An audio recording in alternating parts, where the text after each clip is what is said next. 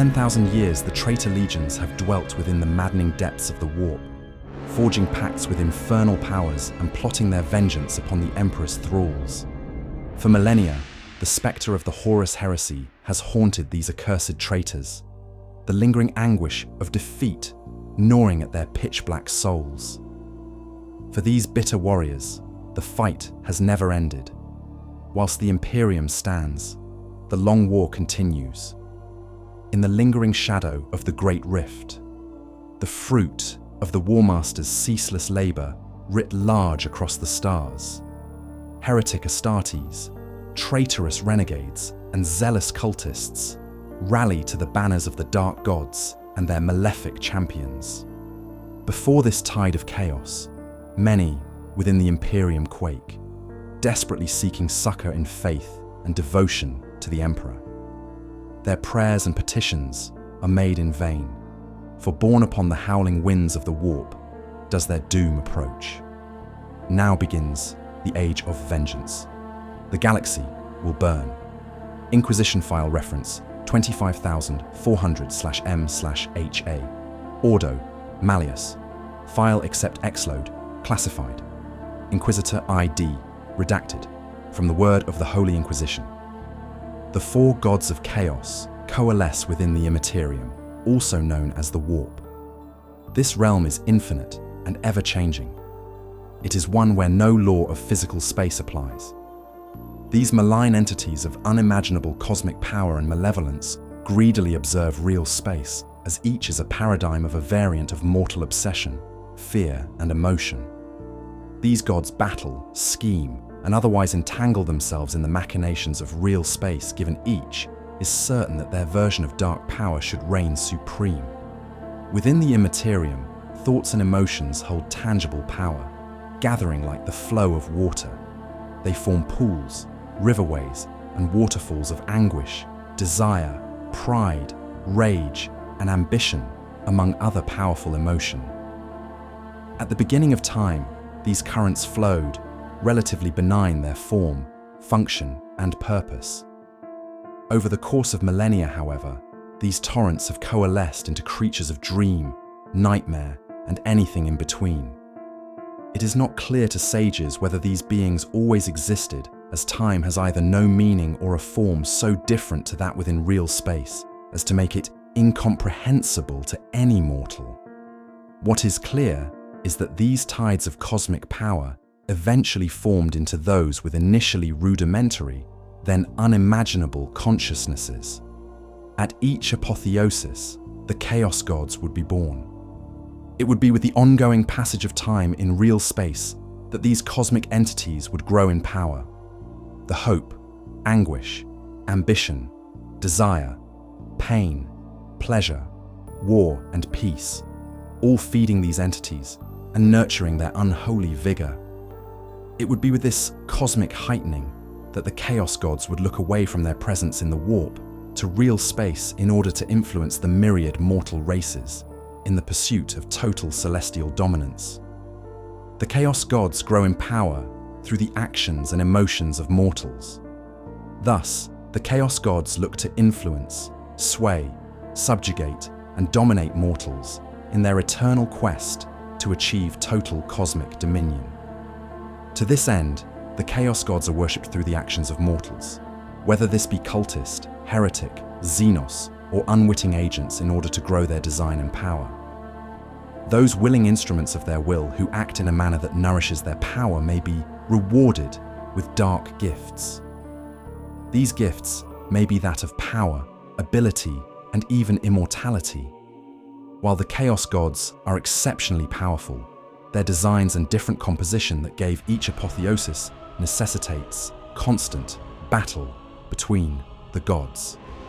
They will hurl endless armies of cultist, heretic, and demons at the forces of another, these conflicts taking place across real space as well as the ever-changing hellscapes of the realm of chaos.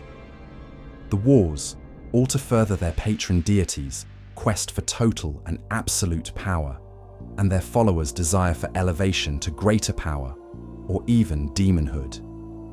The Chaos Gods are known in turn by the monikers of Khorne, Tzeentch, Nurgle, and Slaanesh. Khorne is known as the Blood God. He is battle, bloodshed, and senseless rage made manifest. He is commonly depicted by sages and his followers as a gigantic and dreadfully hewn warrior, arrayed in runic armour, oft seated upon a gargantuan throne of brass, adorned and surrounded by innumerable mortal skulls. His visage is one of a warhound, whose nostrils spew smoke and flame, his features hidden by his skull-like helm.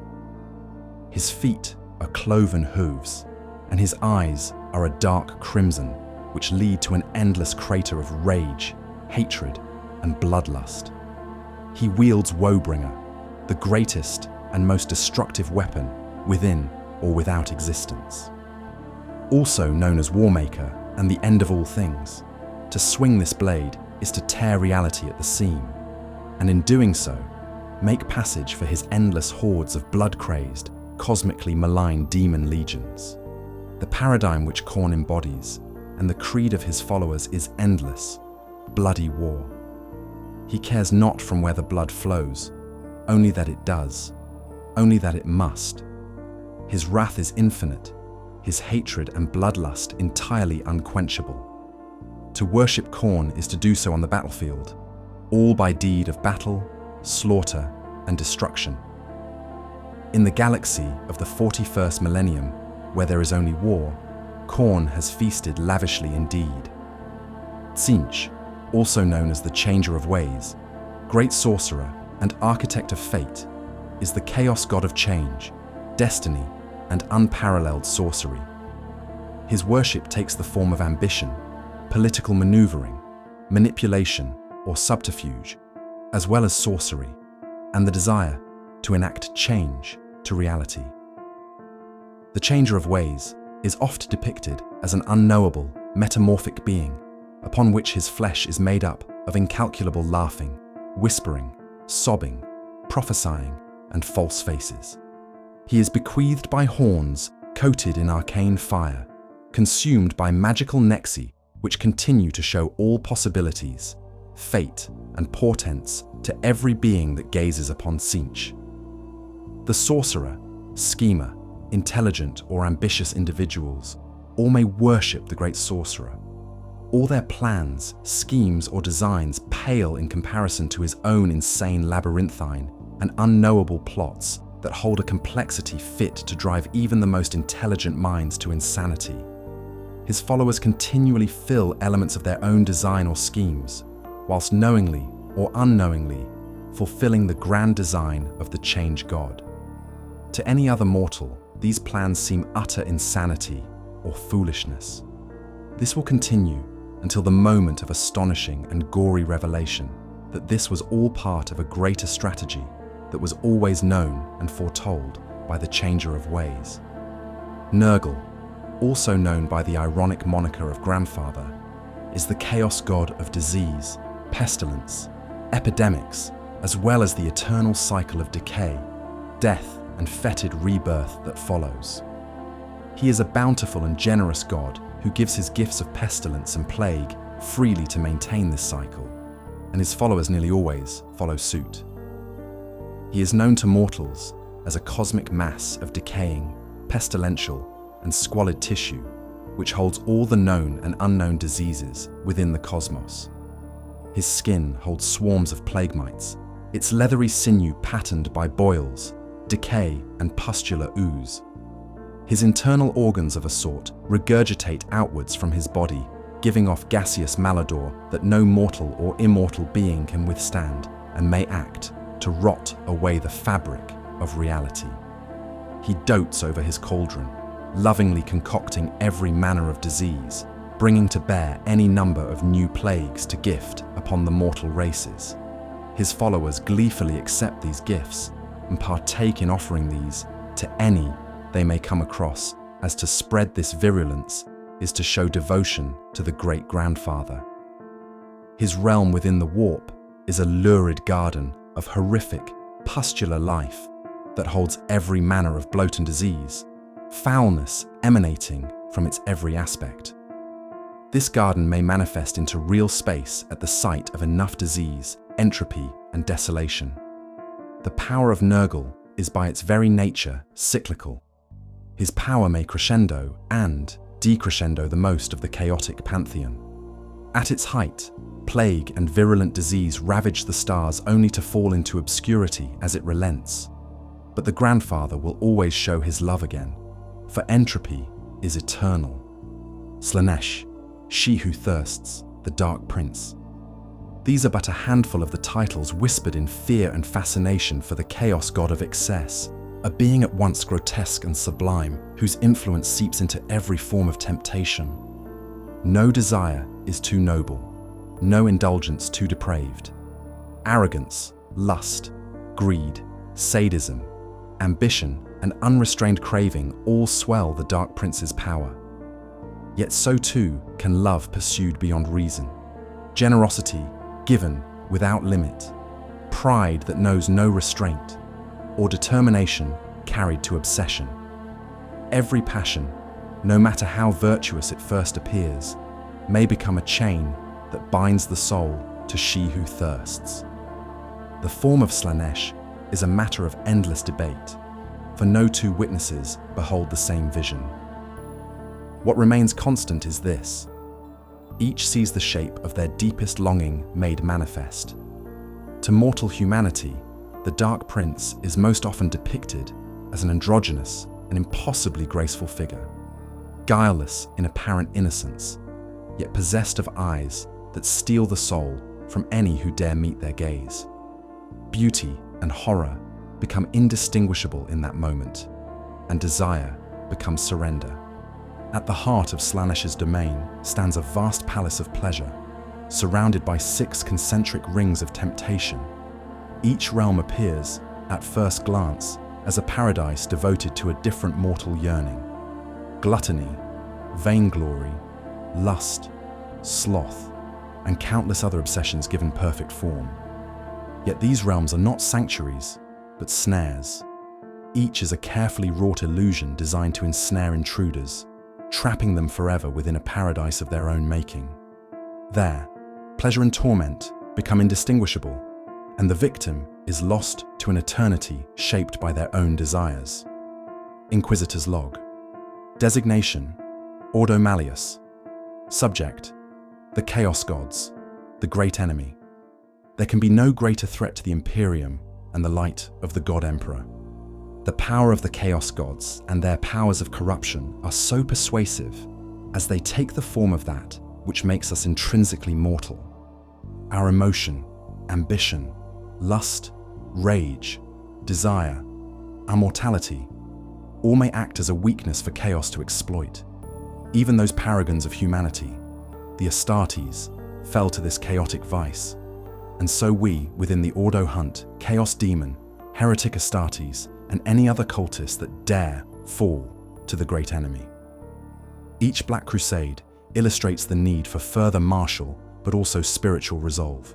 For in this war, there may only be absolute victory or absolute defeat. I never wanted this. I never wanted to unleash my legions. Together we banished the ignorance of old night. But you betrayed me. You betrayed us all. You stole power from the gods and lied to your sons. Mankind has only one chance to prosper. If you will not seize it, then I will. So let it be war, from the skies of terror to the galactic rim. Let the seas boil, let the stars fall. Though it takes the last drop of my blood, I will see the galaxy freed once more. And if I cannot save it from your failure, Father, then let the galaxy burn. Horus Lupercal, Warmaster of Chaos and Primarch of the 16th. For 10,000 years have the Astartes legions of chaos survived. For 10,000 years have they ravaged, pillaged, and terrorized the galaxy and the Imperium of mankind. To most within the Imperium, the passing millennia has steeped their origin in myth and horror. To the heretic Astartes, who know or have lived on since the time before their fall, these moments acted to shape their path toward damnation and ruin. All Space Marines are genetically superior human warriors, created through genecraft, arcane science, and Dark Age technologies at the turning of the 30th millennium. It was the Emperor of mankind who created and looked to the Astartes to act as the pinnacle of human combat prowess. For it was his plan to reunite humanity. He would act to reclaim Holy Terror from techno-barbaric tribes and then the stars following the despoliation of humanity during the Age of Strife. All Astartes don and interlink with advanced power armor connected directly to their nervous system. This, alongside their physiologic superiority, allows speed, strength, and resilience beyond any mortal human warrior. They are the zenith of human combat prowess, save that of the Custodian Guard. They would be his angels of death and would know no fear. So, it was that the Emperor needed generals to lead his 20 legions, and so he created the Primarchs. They would be the zenith of his archaeotech, his genecraft, and unmatched intellect. These demigods would be created with a portion of his soul or divine essence. Glissaics tell how the Emperor would create the legions of space marines in their respective genesire's image. These unnatural gifts, each bequeathed upon the Primarchs, would be an unparalleled aspect of the Emperor himself. Whilst 2 would be lost to all record, the rest would take his divine prowess to the stars, and their legions made and bestowed gifts in their Primarch's image. But calamity would strike. Before the Primarchs could mature, some cosmic catastrophe would scatter these demigods throughout the galaxy. Many Ordo Malleus inquisitors speculate on the cause, a prevailing theory that the actions of chaos took their opportunity to intervene, for the Emperor's great plan posed gratuitous to their design. Thus, it would be that the Emperor would unify Holy Terror without his gene-sons by his side and set out with the Space Marines legions into the stars. These legions, counting thousands upon thousands of warriors, granted the finest weapons and armor the Imperium could provide. They would command vast fleets of starships and undertake campaign at their own discretion. It would be that the forge worlds of the Mechanicus, regiments of the Imperial Army and knight households would pledge themselves to their service and the Emperor's Great Crusade. They would herald the coming and unification of the Imperium and the Imperial truth. As the Great Crusade continued for many years, the Emperor would rediscover his gene-sons. He would find them on disparate worlds, some shining as paragons and rulers, some experiencing tragedies abound, saved only by the Emperor's intervention. He would unite each with Space Marines bearing their genetic legacy, and each would command these armies further into the darkness of the galaxy. So it would be that mankind would dominate the stars, conquering human worlds, decimating Xenos empires, and discovering new sectors in exploration. Humanity would join willingly or acquiesce to the might of the Emperor and the Imperium of mankind. It would be at the height of this crusade when the Emperor's grand plan and his crusade would be at the pinnacle of its triumph, that heresy would strike. Whether it was through the melancholy of battle, psychic nightmare, or sorcerous infection, the treachery of chaos would taint the Imperium's greatest heroes, corrupting mind, body, and soul. Truth would be perverted, pride would prevail, perfectionism and courage would predominate. All would take hold and cast doubt upon the crusade and the grand design of the Emperor. Every Primarch would, in time, be tested. Some endured, resolute beneath the crushing weight of destiny. Others faltered. The whisper of chaos found purchase in pride, in doubt, in wounded loyalty. One by one, half of the Emperor's gene-forged sons and the vast legions they commanded turned from the light of their father and embraced the corruption of the warp. Thus began an apocalyptic civil war that would scar the galaxy forever. The Horus Heresy, named for its architect, Warmaster Horus Lupercal, once the most beloved and trusted of the Emperor's sons. It was Horus, at the head of his legion, the Sons of Horus, who ignited the Great Insurrection and plunged the Imperium into fratricidal ruin. Much of the heresy's truth lies buried. Records are sealed within gene-locked vaults or erased by order of shadowed authorities whose motives remain inscrutable, yet fragments endure. Treachery revealed itself in fire and blood at the drop site massacre of Istvan V, where brother turned upon brother in calculated betrayal. It erupted again at the Battle of Calth, where the bonds of unity shattered beneath sudden treason. And at last, it reached its terrible zenith in the Siege of Terror, when the Traitor Legions brought war to the cradle of mankind itself. Most of those legions that turned did not merely rebel. They surrendered to chaos. They unleashed the profane powers of the warp upon their former kin, twisting gene seed and doctrine alike into weapons of blasphemous might. The Imperium stood on the brink of annihilation. It was then, at the edge of extinction, that the Emperor made his final sacrifice. In the climactic duel aboard the Vengeful Spirit, he cast down Horus utterly, not merely slaying him, but obliterating body, mind, and soul beyond recovery. Yet the victory came at a terrible cost. Mortally wounded, the Emperor was borne back to Terra and enthroned upon the Golden Throne, where arcane technologies sustain his shattered form. There he remains, neither truly alive nor fully dead, locked in eternal vigil. The Emperor's sacrifice broke the back of the rebellion. The Chaos forces were driven from the gates of Terra, hurled back toward the Eye of Terror, from whence their corruption had spilled. But though the heresy ended, its scars endure, etched into the Imperium's soul and into the long, bitter war that has never truly ceased. Constantine reacts instantly, less than instantly. He drives his spear with a perfect underarm thrust to pierce the traitor's chest. It is a killing stroke, a display of the pinnacle speed and reaction of the Legio Custodes, an action that no Astartes could match or withstand. The spear stops short of Abaddon's breastplate. The sudden arrest of its motion jolts Constantine like a whip crack.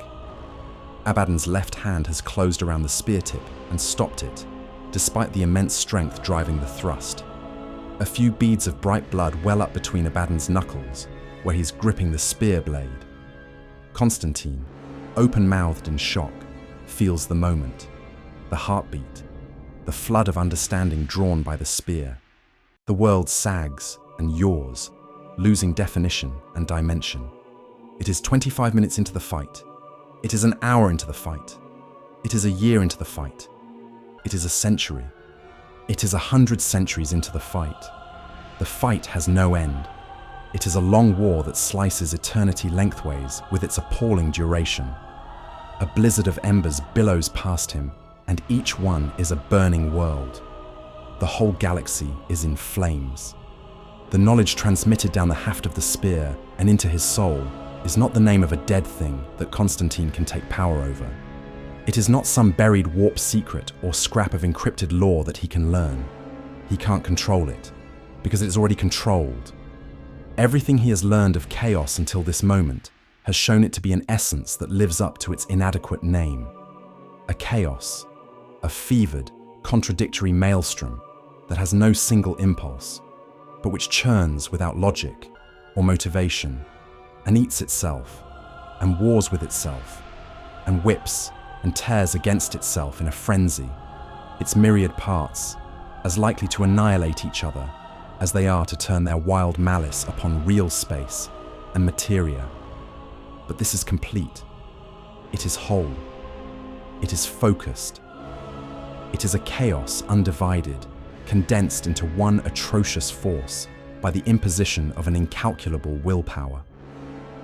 Constantine is staring at the future from his time-lacking vantage point of the Vengeful Spirit's deconstructed heart. He is gazing down 10,000 years at a far future that is 10,000 years old, a future that gazes back at him as though it is standing right in front of him. It is chaos entire, chained and enslaved, alloyed into one lethal spear tip that will pierce the Imperium of man and ensure its loss. The cutting edge of a legion in black, the unequivocal symbol of death. There is nothing else to learn or know. There is only war. War, and a single name that is the worst fortune any deck of prophecy cards can ever overturn. Despoiler, he whispers. It is within the Eye of Terror that the remnants of the Traitor Legions have castigated territory of their own. All within the legions have had their leadership, once provided by Horus and his fellow Primarchs, partially or completely divested. The fallen Primarchs now lie slain or underwent apotheosis toward demonhood. Those that still live find themselves preoccupied by their own ambition or obsessions to unify the scattered legions. Each of the Chaos Gods claimed a Traitor Legion as their own, binding Primarch and sons alike to eternal and inescapable service. What began as rebellion became damnation. What began as pride became worship. Mortarion, Primarch of the Death Guard, did not seek glory in corruption. He sought relief from suffering. During the heresy, the Death Guard fleet became lost within the warp through the treachery of First Captain Typhus, who had long served Nurgle in secret. There, the Legion was consumed by the Destroyer Plague, a warp-born contagion that rotted flesh and spirit alike, yet refused to grant the mercy of death. Warriors lingered in agony for uncounted days, their resilience turned into a curse. At last, Mortarion broke. Unable to bear the torment of his sons, he offered himself and his legion to Nurgle, the Plague God. Deliverance came instantly. The pain ceased. In its place came grotesque immortality. Now the Death Guard dwell within the Garden of Nurgle, and Mortarion rules the Plague Planet, reshaping its toxic landscapes into a twisted reflection of Barbarous, the poisoned world of his youth.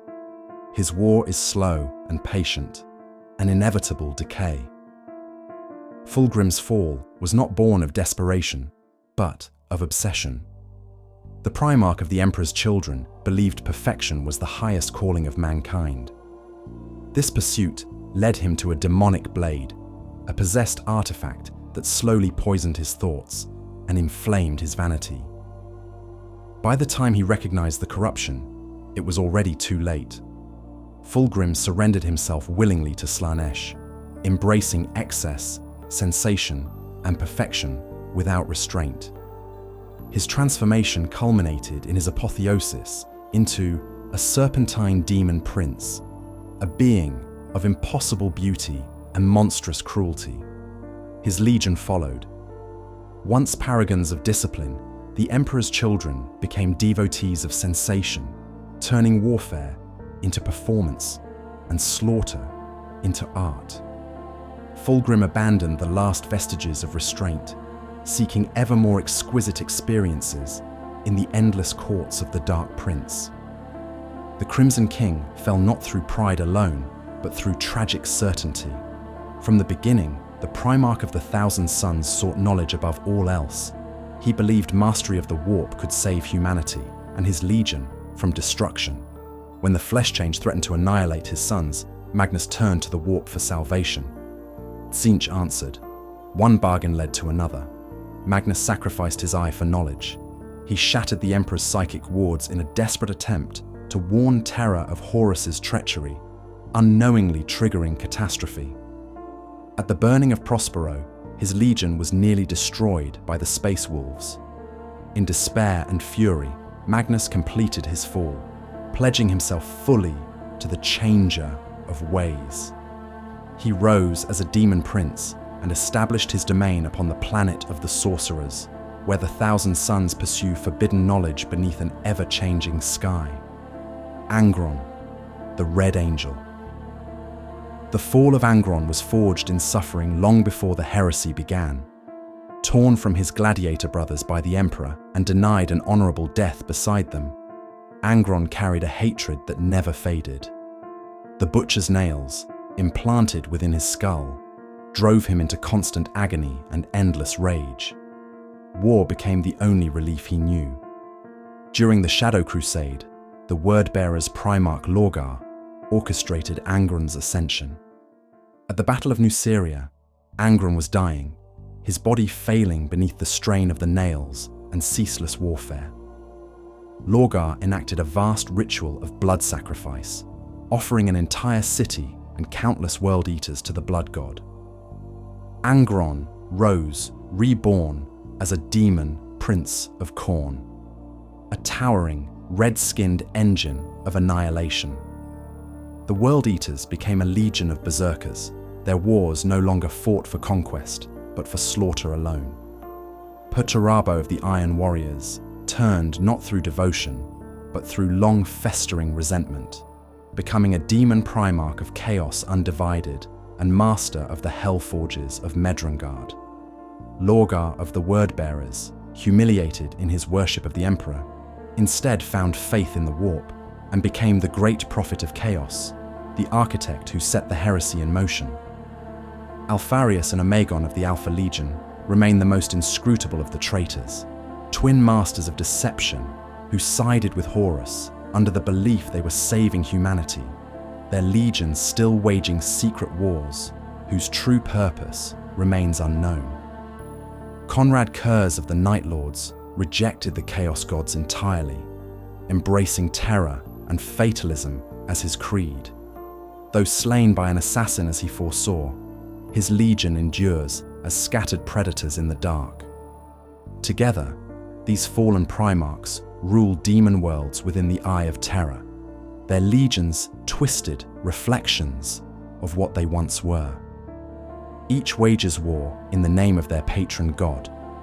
Each believes their path justified. All have turned from the light of the Emperor and the hope of what the paragons of mankind could be. The burning kindle of hope, a lifeless, desiccated corpse.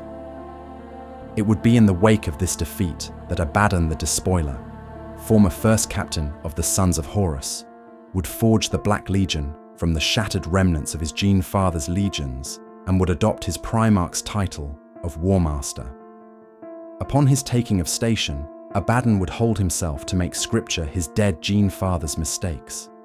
He would declare never to owe allegiance to the dark gods of chaos, nor to surrender his soul in the pursuit of power. He would act to zealously guard his and his legion's mortality. He would unite his brothers in this goal. The Black Legion would be renaissant, would cast aside the Emperor's children and their Primarch fortress, along with his clones, in a bloody display of sheer determination and will. The Black Legion would grow from strength to strength, the more disillusioned warriors of chaos swearing themselves to the service of the Legion as their forces would amplify to levels not seen since the advent of the heresy itself. The Black Legion would be the foremost power within the Eye, looking greedily outward toward real space and verdant vengeance. He would muster the first of his Black Crusades. Inquisitor's Log. Designation: Ordo Malleus. Subject: the Chaos Legions. It is no doubt that the quadric nature of chaos has emanated throughout the disparate Chaos Legions. It is only through the faith and might of the God Emperor that his servants may make battle with their unholy might. Whether it be the Astra Militarum, Adeptus Astartes, Soriatas, or even the Grey Knights themselves, those Chaos servants all possess power that no mere mortal, or even Astartes, can hope to match. Thus, understanding the foci of their power, that it lies in mortal emotion and hubris, is critical to making battle with the heretic Astartes. Their folly almost brought low the Imperium, and it is that folly and treachery that is most oft their weakness, one that my fellow Inquisitors and I seek to understand and exploit. For in understanding heresy, there lies the Traitor Legions' inevitable weakness, and one through the divine light of the Emperor we will eradicate. It is through the Black Crusades that the march of the Despoiler has been defined. From the disparate remnants of Traitor Legions, renegade warbands, demons, cultists, mutants, and heretics, Abaddon the Despoiler has forged a single terrible host, a unified force of heretic Astartes that stands as the Imperium's greatest and most enduring enemy. 13 times he has unleashed these crusades upon the galaxy, each a step in a grand design that spans millennia. The first of these cataclysms saw Abaddon rise fully as Warmaster of Chaos. At the head of a vast horde, he ravaged world after world, until he uncovered the demon blade, Draconian. Within it dwells an ancient and malevolent essence capable of rending reality itself. Since that day, the weapon has remained at Abaddon's side, its power helping elevate him to a figure many consider nigh unstoppable. The 12th Black Crusade ignited the Gothic War, fought across a sector home to the ancient Blackstone fortresses, colossal void-born citadels of unknowable origin. Long abandoned and later repurposed by the Imperium, these relics wielded warp-fueled weapons of devastating power. Abaddon shattered Imperial resistance throughout the sector and ultimately escaped back into the warp with 2 of the fortresses under his control. Yet it was the 13th Black Crusade that would shake the Imperium to its core. The fortress world of Cadia, guardian of the Cadian Gate, was besieged, broken, and ultimately destroyed. Abaddon sacrificed a blaststone fortress itself to shatter the planet, ending 10,000 years of defiance. Though Imperial survivors would cling to pride and remembrance, Chaos had achieved its aim. The Cadian Gate was broken, and the path to vengeance lay open. Now the Despoiler walks the Crimson Path, seeking the destruction of the ancient Blackstone pylons that once and continue to hold the boundary between real space and the warp in fragile balance. To Abaddon, these relics represent the greatest obstacle to his final ambition: the tearing open of Terror's gates and the casting down of the Corpse Emperor from the Golden Throne. Aboard his dread flagship, the Planet Killer, Abaddon continues this grim campaign. The fall of Cadia and the destruction of its pylons unleashed catastrophic consequences across the galaxy. Warp storms rage from one end of the Imperium to the other, carving the galaxy in 2 and creating the nightmare realm known as Imperium Nihilus, a vast region cut off from the Emperor's guiding light. There, beyond the reach of the Astronomicon, humanity and its worlds stand alone against the predations of heretic Astartes, demonic hordes, and countless renegade warbands. And thus, the long war continues. "Beautiful," he whispered as he took it in. The space was like nothing he had ever seen before. It was clearly not designed by the same architects who made the mines above. Rather than classical pillars and colonnades, this place resembled honeycomb, filled with loops and whirls of slender stone, spiraling around each other in a way that made him feel dizzy. It was a strange mixture of organic and manufactured, as if the rocks had been grown and nurtured rather than hammered and chiseled. The light he needed to see by was coming from the rock itself, radiating from every contorted limb. Even after so long in the darkness, it did not hurt his eyes. His courage had not told him who made this place, describing them only as the ones who came before. But Elias could not help wondering if they might have been Xenos. There was a time when the very idea of such creatures would have filled him with terror, but since bathing in the pool, he struggled to fear anything. He felt invincible. "Who were they?" he whispered. "They were men, such as you." Even now, Elias felt a rush of excitement when the voice spoke to him. The words created a physical reaction in him, causing his pulse to quicken and his thoughts to clear. It was a kind of love, he realized. "Men," he said, looking around at the strange shapes. "But this looks nothing like any architecture I have ever seen." These people had no association with the Imperium or your God Emperor. "You have been lied to, Elias. Cruelties have been inflicted on your flesh. But even worse than that, your leaders have robbed you of your own past. Humankind crossed the stars long before the birth of the tyrant who sits rotting on the Terran throne.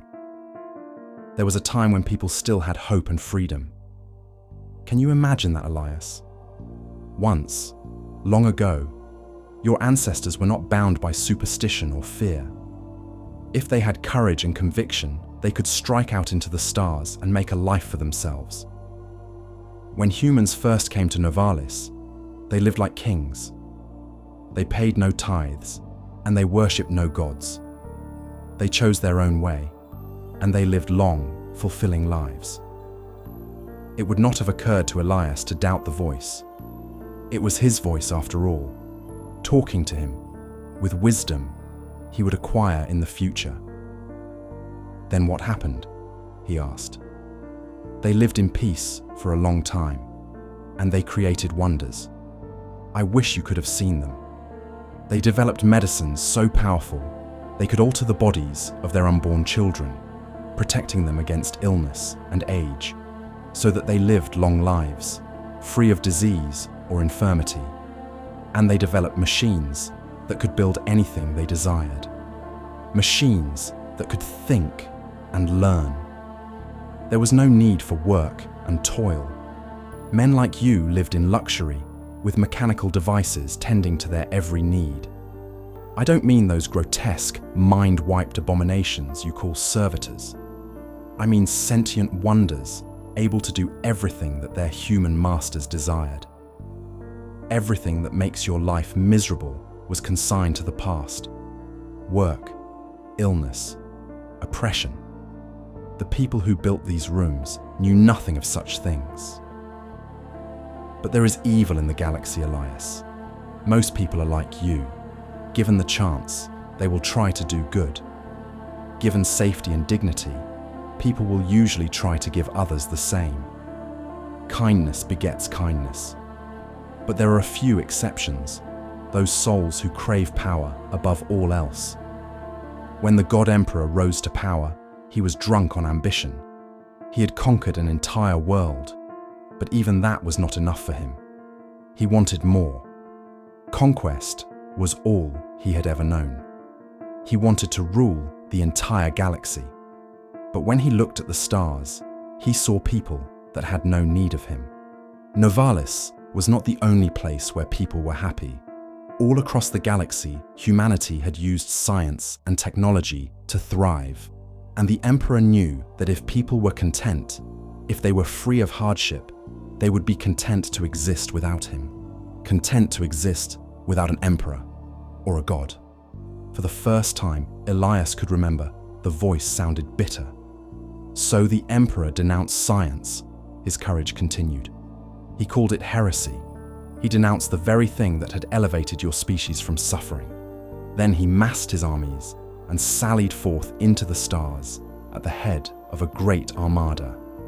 And whenever he reached worlds like Novalis, where people had used science and technology to improve their lives, he waged war, dismantling wonders that could never be remade.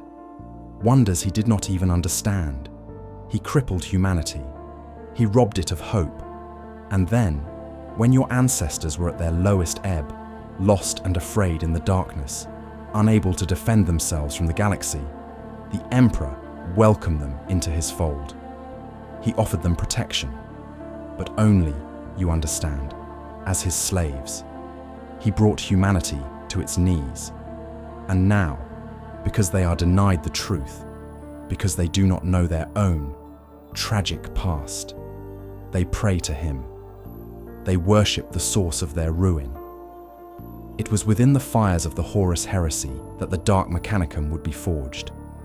Riven by a critical schism and the allure of the War Master's cause, many Forge Masters of Mars would be swayed to the belief that the God Emperor was a false prophet. He was not indeed the Omnissiah, thus must be brought low. This schism would see thousands of tech priests side with the traitors, turning their cyborg hosts to his cause and bringing ruin to those they once called friend. When the scouring occurred, these devotees would seek asylum within the Eye of Terror, now dubbed the Dark Mechanicum. It is there they still humour their heretical curiosity. Whether it be arming the forces of chaos with heretical bolt gun, power armour, and even gargantuan demon engines, they remain vital to the ongoing Dark Crusades for without their warped aid, the forces of chaos may be brought to heel. Among the horrors unleashed by the Traitor Legions, few inspire such dread as the demon engines. These abominations are colossal war machines of impossible design, their forms as varied as the nightmares that birthed them. Some advance upon piston-driven limbs the size of fortress towers, or grind forward on skull-crushing tracks. Others shriek through the heavens on jagged wings, or drift across the battlefield upon coils of sorcerous vapor. Each is a blasphemous fusion of metal and flesh, forged through heretical rites that bind a living warp entity into a body of iron and adamantine. Within every demon engine rages a captive consciousness, a being of the warp imprisoned within a shell that cannot easily be destroyed. Bound in chains of ritual and machine spirit, these entities exist only to wage the long war. Their hatred focused through armor that can endure weapons capable of leveling cities. Most hunger for the immediacy of slaughter. Their twisted frames bristle with colossal combat armatures, spinning blades, crushing mauls, chain-fed cannons, and talons large enough to tear battle tanks apart. Many have grown grotesque protrusions of flesh and chitin, warped by the demon imprisoned within and fused seamlessly with cursed iron. Claws and pseudopods lash outward, gnashing jaws roar with metallic hunger, and grasping talons seize the living to tear them apart. In battle, the demon within feeds upon terror as much as blood. Every scream, every shattered body, every moment of despair becomes sustenance. Mauler fiends dash toward prey, akin to demon attack hounds. Their eyes lit by balefire, as ectoplasmic drool drips from each of its fanged teeth. Their mechanical claws, articulating with enough force to pierce and tear a dreadnought apart. They will pounce upon the mortal soldiers of mankind with an unholy ferocity, rending them limb from limb. They may scale sheer cliffs or leap over impossible obstacles to reach their prey, for once they achieve ascent, only the warpsmiths may soothe their demonic spirit, if just for a moment.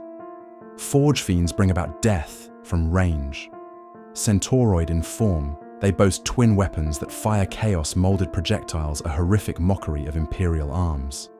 Rotary guns, known as Hades autocannons, mow down the enemies of chaos until naught but a bloody stain remains. Helldrakes bring back notions of the dragons seen in early myth. They are winged hunters that crash to the earth like corporeal comets, barreling toward enemy air support or ground forces' claws in front. The colossal Lord of Skulls rumbles across the battlefield with tread and track. Brought to life by the blood of murders flowing through their archaeotech vasculature, they crush and disintegrate the enemy in streams of red-hot gore or with a single sweep of their cornate cleaver. It is the warsmiths of the heretic Astartes that forge the demon engines into creation. They bring together chaotic ritual, archaeotech, and alchemy to trap immaterial spirits into real space within a physical shell. These creatures of the warp may be bound with the hair of murderers, chains of bone, ideally from previously pure or saintly individuals now corrupted, now dragged unwillingly into the soul forges, in molten heat, not slave to the laws of real space. Warpsmiths imprison them within rune-sealed hulls of these abominations they have fashioned. The unwilling hostages will be beat physically, mentally, and spiritually into submission, using sorcerous ritual and arcane wards to create docility until the time of war is upon them. Soul forges are chaotic torture forges, where prisoner imperial war machines are driven mad and smelted into new inhuman shapes. These forges may lie on demon worlds, stellar spheres the size of celestial bodies, or at the heart of chaotic energies. It is the warpsmiths and the heretics of the dark mechanicum who forge the murderous and insane machinations that threaten all within the known galaxy. The ship emerged from the immaterium with a noise like a child being torn from the womb. A moment of blood, a primal experience of a creature first feeling the cold air and pull of gravity, sucking atmosphere into its lungs before screaming it out in pain and confusion. Except, in this case, it was not the ship that screamed. It was the material world around it. The very atoms rent apart, bleeding indescribable colors. Dravura Morkath watched through the crystal windows as the vessel she had tamed for her master spilled forth into real space. The sudden shock of translation hit the bridge crew, already overtaxed in serving the ancient vessel. Beastmen vomited. One opened its mouth and bit down on its own arm, hard enough to fracture it. A Mechanicum adept at a fire control station suffered a compounding error in his synthetic brain. His logic chains, rerouted so drastically to make sense of the pandemonium of the eye, jammed as it encountered the silent order of real space. He collapsed to the deck, the smoke of frying neural circuits wafting from his tear ducts. Morkath saw his thoughts as he died, his stream of consciousness surrounding his augmented cranium like the halo on the fresco of an imperial saint. All beings thought differently.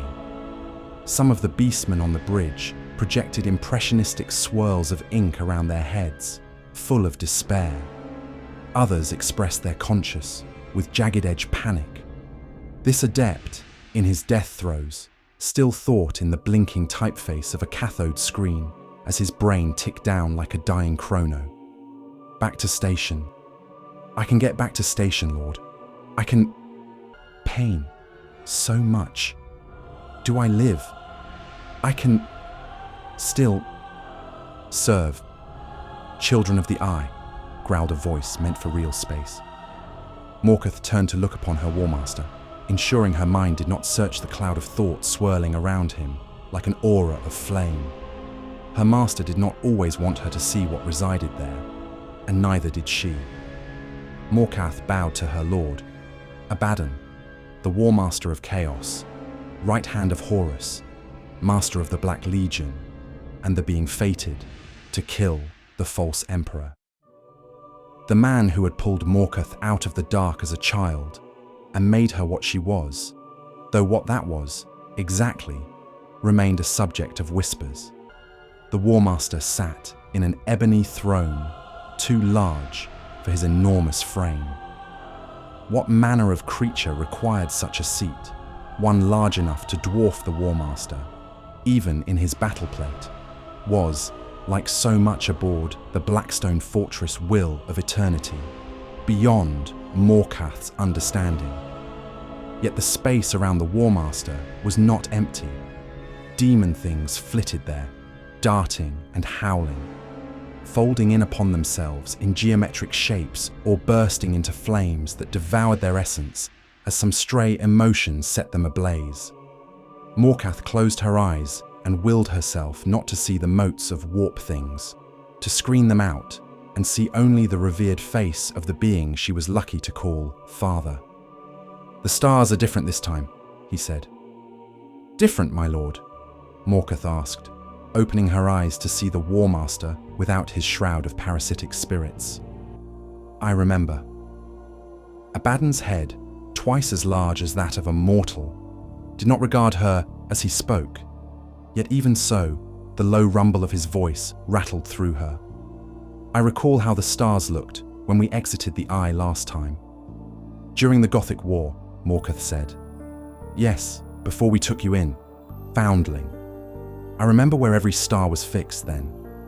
It was the same constellations, unchanging from the first time we exited the Eye to the last. 12 times, the same starscape. But now they have changed. New stars," growled Abaddon. "Different stars, moving, a fleet. Contacts, contacts," bleated a Mechanicum sensory officer. She stood permanently wired into a pit, slick organic cables, bunching and relaxing like the tentacles of an undersea octopod, connecting her exposed cranium with 8 psychers floating in fluid sacs.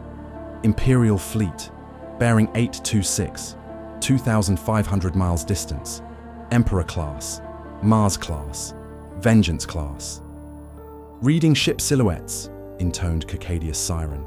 He was a former Alpha Legionnaire, now Abaddon's intelligence chief. Before him, projection lasers danced in the air, sketching wireframe outlines of Imperial vessels. Tentative identifications: Might of the Faithful, Emperor class. Final Blow, Mars class. Duke Lurstefan, Dauntless class. Abradal's Glory, Gothic class. They are from multiple battle fleets: Scarus, Agrippina, Corona. A combined fleet, said Abaddon. Consolidated due to casualties. Our opening moves must have damaged their fleet assets even more heavily than we estimated, Morkath said. With the remnants split chasing the vengeful spirit away from Cadia, added Siren. He seemed ready to speak again, but the Warmaster cut him off, meaning the gate is open. To Cadia, roared a beastman, raising its clenched fists. Across the command deck, crew howled, crowed, bellowed, gurgled, ululated. 1,000 mutant throats screaming the elation that came with an achievement millennia in the making. Feet and hooves stamped the decking. To Cadia! To Cadia! Under the noise, only Morkath heard the Warmaster growl. A step, he said. It is only a step. The crimson path awaits.